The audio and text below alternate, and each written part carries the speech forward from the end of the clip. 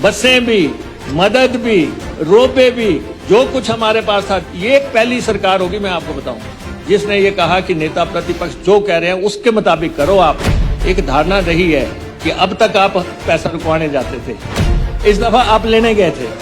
एक एक्शन से काम नहीं बनेगा, हमने 4 एक्शन भेजे, एसपीओ भेजे। मैं खुद वहां पे सराज के दौरे पे था, मुख्यमंत्री बनने के बाद पंडोगा आए थे, तो आपने कहा ये इंडस्ट्रियल एरिया मुकेश ने कहाँ बना दिया, तो हमारे आहत हुआ था, क्योंकि मैंने उसको 300 करोड़ रुपए लगा के बढ़ाया था। और आपकी सबसे बड़ी स्कीम जो है 121 करोड़ रुपए की डैमेज हो गई।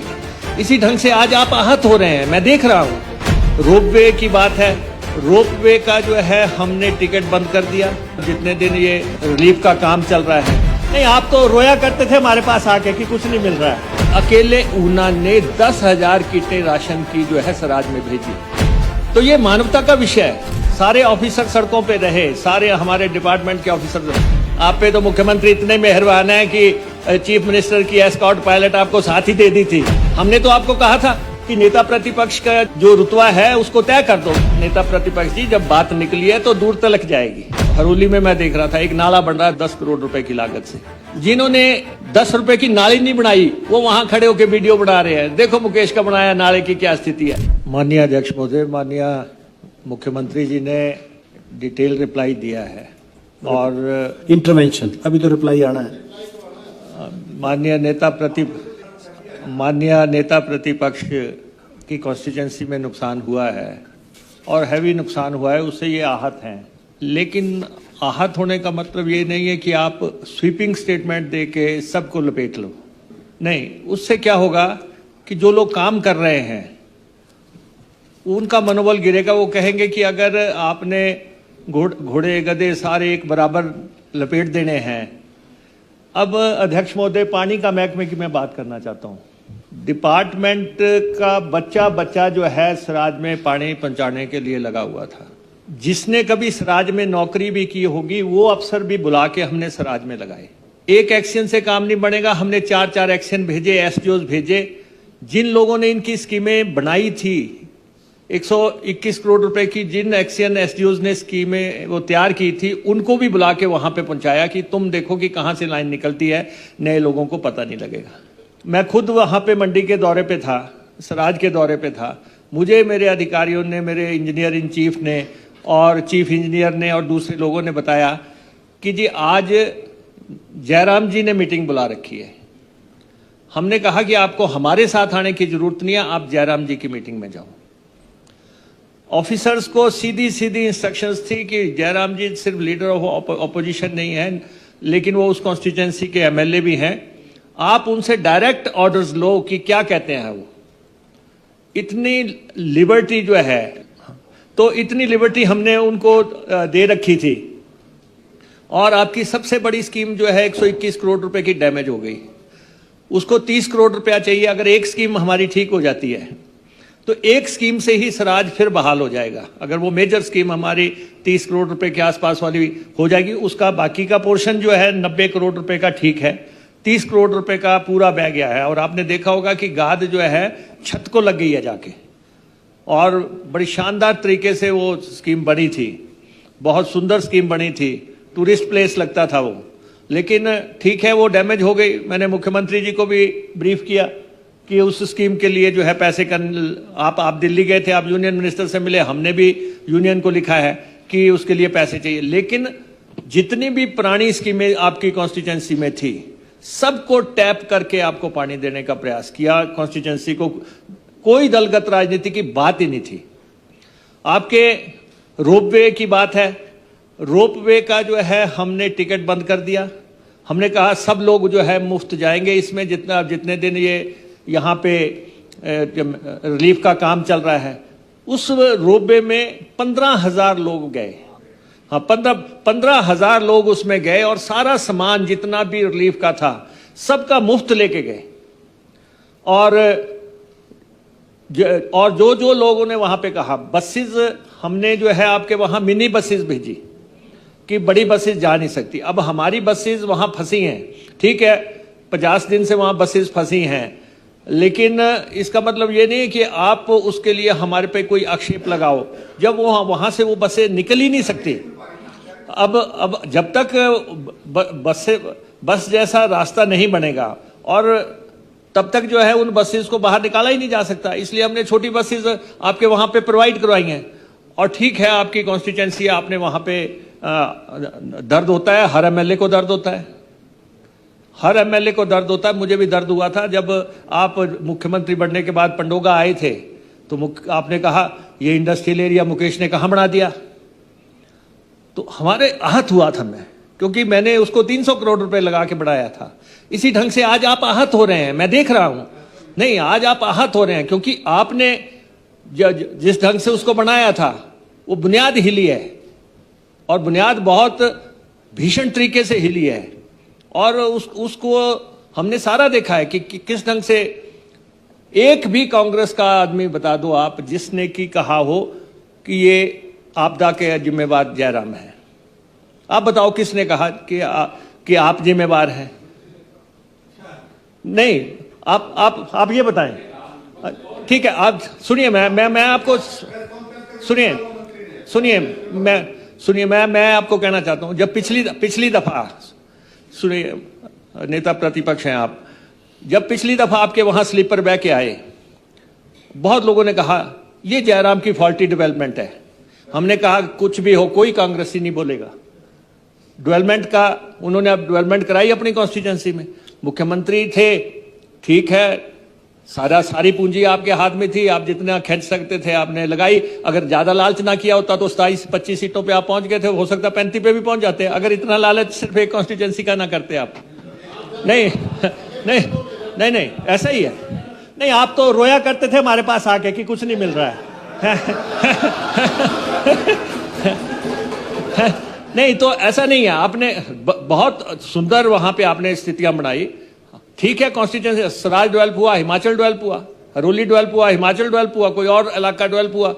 हमने जो बिल्डिंगें बनाई थी, हमें कहते थे ये बिल्डिंगें क्यों बनाई? कोरोना काल में उसमें हजारों लोग रहे, उन बिल्डिंगों में लोगों की जान नहीं बची। इसी ढंग से आपने रेस्ट हाउस बनाए, उसमें अभी लोग ठहरे।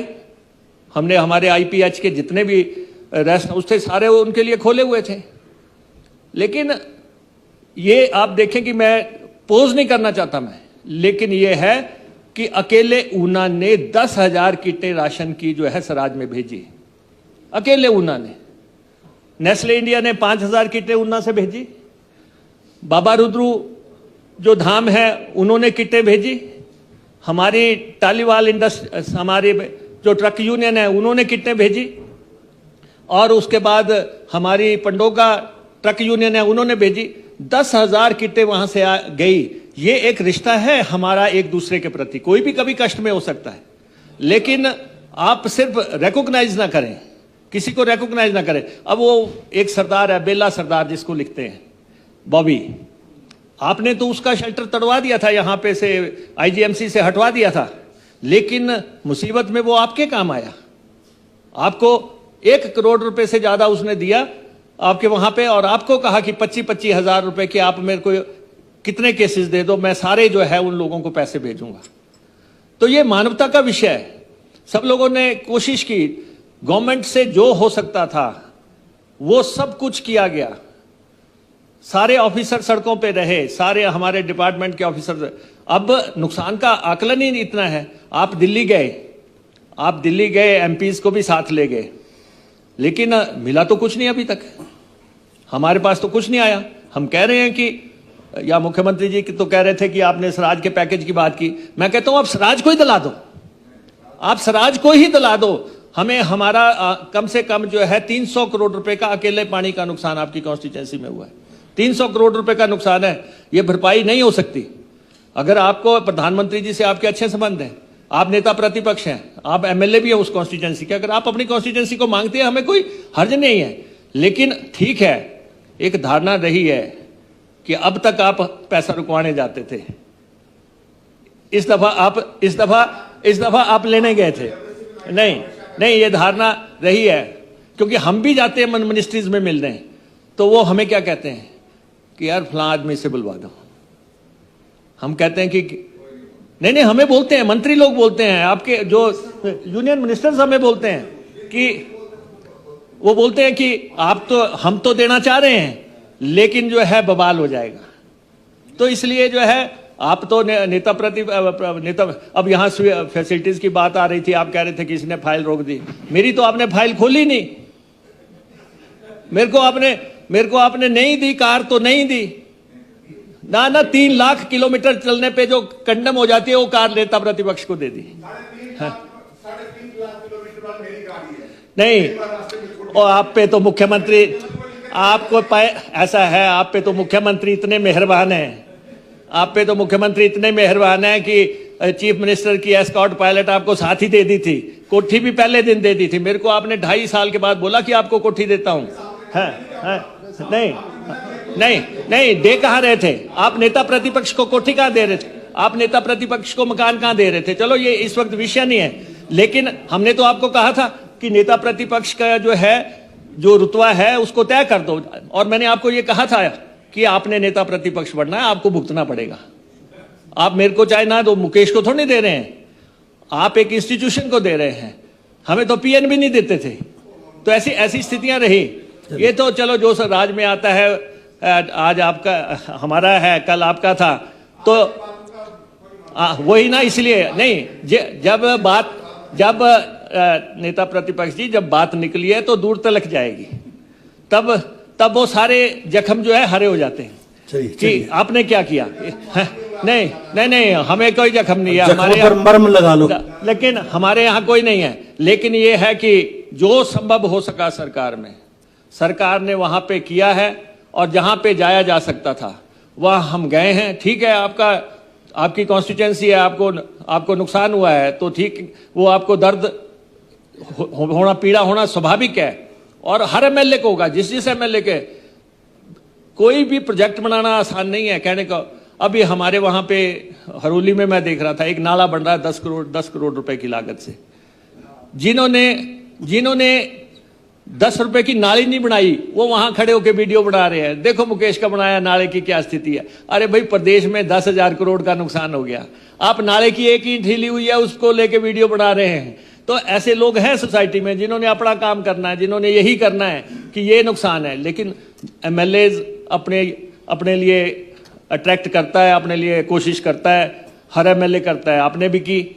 और लेकिन मैं आपको ये कह देना चाहता हूं कि पानी के विभाग ने, और आप कह रहे हैं कि टेम्परेरी बनी, लेकिन अभी चलते मानसून में, ऐसे मौसम में आप बताओ परमानेंट कैसे बन जानी है? चलिए प्लीज। तो इसलिए पानी भी, बसें भी, मदद भी, रोपे भी, जो कुछ हमारे पास था, दिन रात हम। और ये एक पहली सरकार होगी, मैं आपको बताऊं, जिसने ये कहा कि नेता प्रतिपक्ष जो कह रहे हैं उसके मुताबिक करो आप। उनको कोई दिमाग में ये नहीं होना चाहिए कि सरकार ने जो है मेरी कॉन्स्टिट्यूएंसी पे तवज्जो नहीं दी। इसलिए मैं फैक्ट्स जो है स्टेट करना चाहता था।